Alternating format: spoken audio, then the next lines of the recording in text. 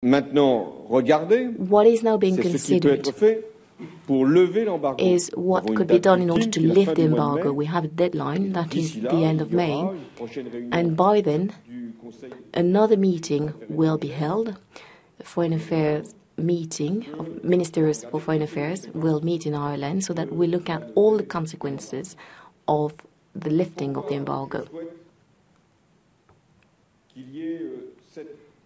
So why am I willing to see such a development when it comes to Europe's attitude? And why now?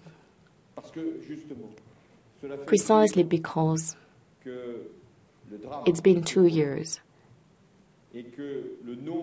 2 years of a terrible situation, and the number of victims is increasing every day.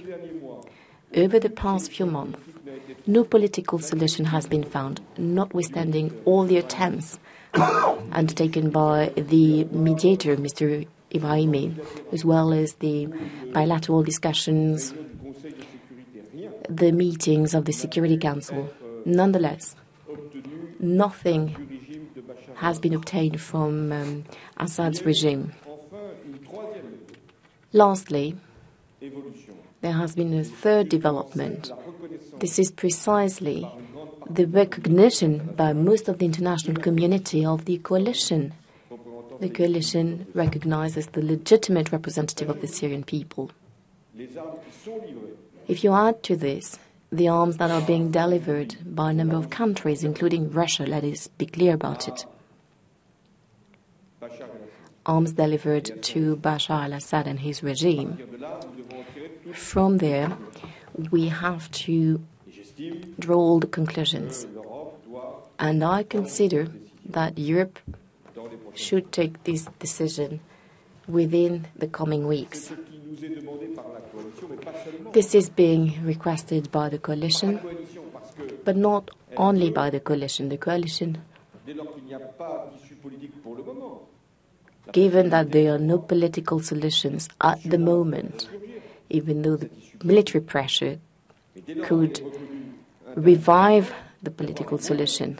But in the meantime, the coalition needs to have the means to defend the areas that have been freed and to answer to the weapons, by the weapons. And then we have to make sure that the weapons reach the coalition and only the coalition, and cannot be used and misused by groups.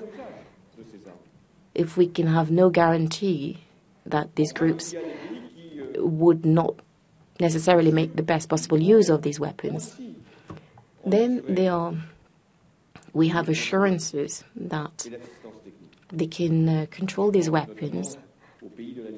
Some countries can provide the assistance to control the weapons and provide the technical assistance, and I have in mind the countries of the Arab League. So there is an ongoing negotiation. It will be useful in order to find any possible political solution, and it will be necessary to defend the population in Syria. This is the discussion we had, and the discussion will continue on the occasion of the next meeting of the Ministers of Foreign Affairs. So this is where we stand on this important issue, which